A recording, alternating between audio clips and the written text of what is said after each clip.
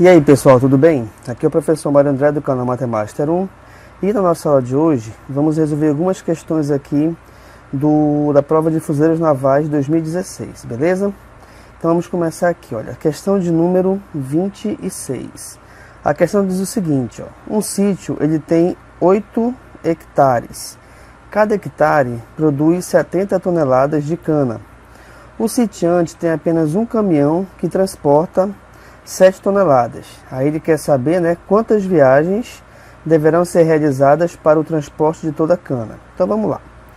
Aqui o nosso sítio ele tem 8 hectares. Beleza. Onde cada hectare produz 70 toneladas. Então eu vou multiplicar esse valor por 70. Beleza? Só que o caminhão que transporta, ele leva, né, em cada viagem 7 toneladas. Então, o que a gente vai fazer? Basta eu pegar 8, multiplicar pelo 70, não é isso? Que é o total de tonelada de cana que ele vai levar. E desse resultado, dividir por 7. O que a gente pode fazer aqui de cara? Eu já posso dividir aqui, olha, 70 por 7, cujo resultado é igual a 10. Logo, a nossa resposta é a mesma coisa do que 8 vezes 10, o que vai dar um total de 80 viagens. Beleza? Então a resposta correta é a letra E. Tranquilo, pessoal? Tá bom? Vamos lá então à próxima questão. Ó. Questão de número 27. Beleza? Uma caixa, ela contém 3 bolas brancas, 4 vermelhas e 7 amarelas. Então vamos lá aqui, olha. Eu tenho aqui no caso então 3 bolas brancas, né? Eu tenho aqui 4 bolas vermelhas e nós temos também 7 bolas amarelas. Onde a soma aqui no caso, né, a gente vai ter 3 mais 4 é 7, 7 mais 7, 14. Tranquilo. Repare que a questão diz o seguinte, ó.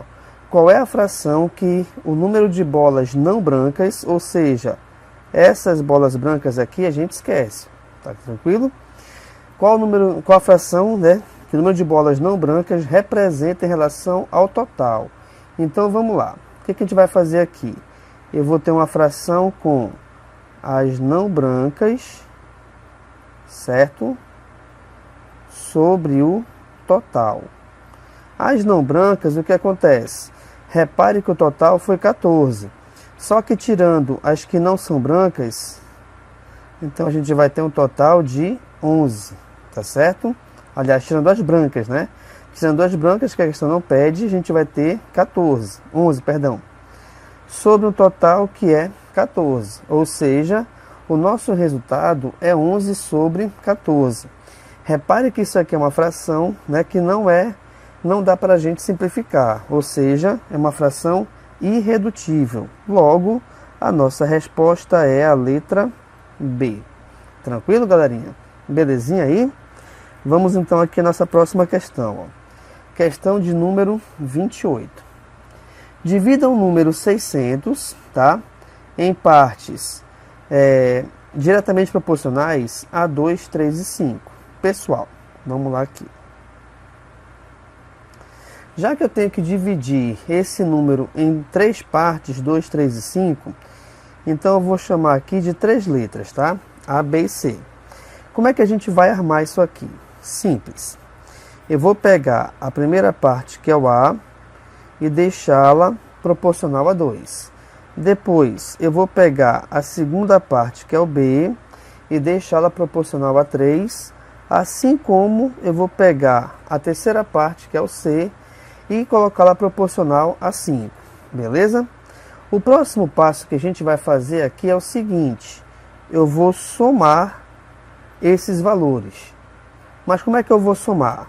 Eu vou somar esses valores em cima e embaixo. Então reparem que a soma em cima vai ser igual ao seguinte: eu vou ter A mais B mais C. A soma embaixo eu vou ter 2 mais 3 mais 5. Tranquilinho? E aí tem o seguinte detalhe bem importante, ó. Sempre essa soma aqui em cima, ela é igual ao total.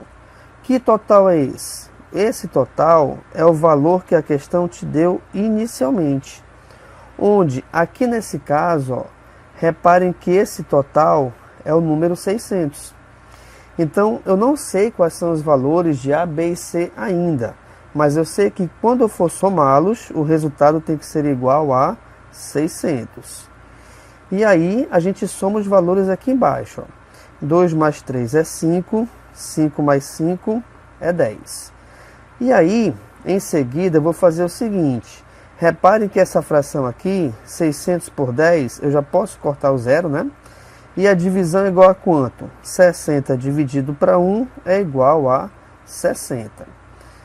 Ou seja, pessoal, esse 60, ele é chamado de constante de proporcionalidade.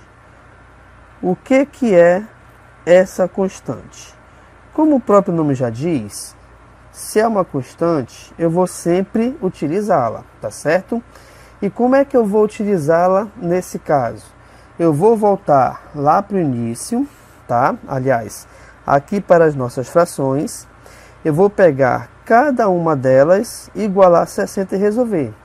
Então vamos lá, aqui eu tenho A sobre 2 igual a 60. Como é que a gente resolve aqui?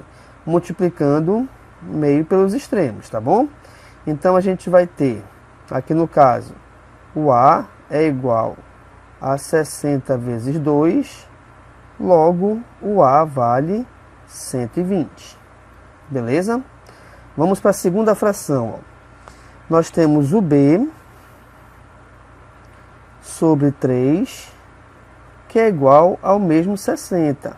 Professor, por que o senhor está igualando a 60 também? Porque aqui, ó, pessoal, é uma constante, então a gente sempre vai utilizá-la, beleza? E aí faz o mesmo esquema, ó, tá? Aqui eu tenho B vezes 1, que é B, 60 vezes 3, 180, tá bom? Então o B vale 180. E aqui no caso, o valor do C, né? Eu tenho C sobre 5 igual a 60, beleza? Multiplicando na diagonal, nós vamos achar, aqui é 1, né? C vezes 1 é C, que é igual a 60 vezes 5. E 60 vezes 5 é igual a 300. Belezinha? Então, quais são essas partes, né? Onde o número 600 foi dividido?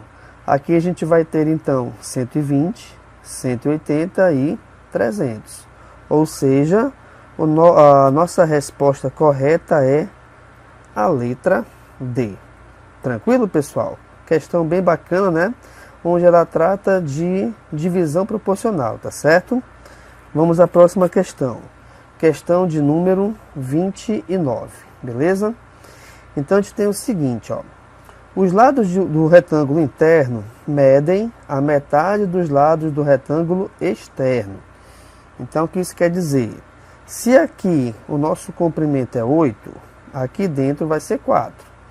Se a nossa altura aqui é 6, ou largura, tanto faz, né? Aqui dentro vai ser 3, beleza? Então repare o seguinte, esse retângulozinho maior aqui, eu vou chamar de parte 1, esse retângulo menor, vou chamar de parte 2, beleza? A parte 1, ou seja, se o retângulo fosse todo preenchido, como é que ficaria a altura dele? Horas. Vamos lembrar que a altura, que para que a gente possa calcular a área de um retângulo, eu devo multiplicar base vezes altura. E aqui nesse caso a gente vai ter a base que é igual a 8, vezes a altura que é igual a 6. Logo, 8 vezes 6 é igual a 48. Aqui no caso, como é metro, 48 metros quadrados.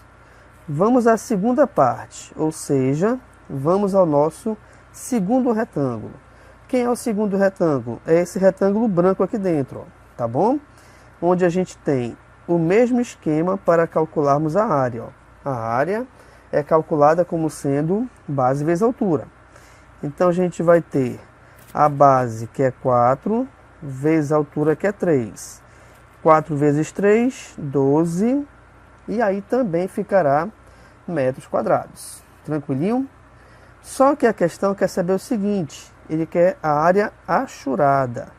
O que é a área achurada? A parte achurada é essa parte riscada aqui de preto, ó, tá certo? Ou seja, do triângulo todo, perdão, do retângulo todo, eu vou tirar esse retângulo em branco. Então, como é que a gente vai fazer? Na verdade, eu vou pegar assim, AH, né, que é a área achurada.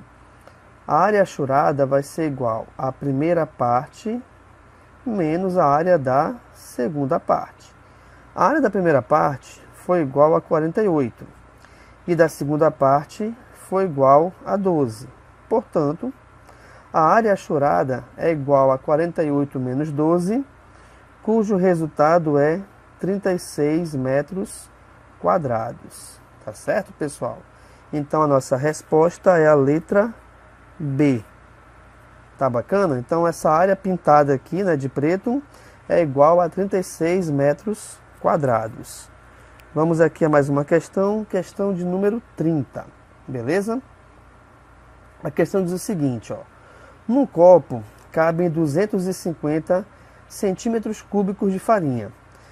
Quantos desses copos cheios de farinha são necessários para encher uma vasilha que tem 2 decímetros cúbicos de volume?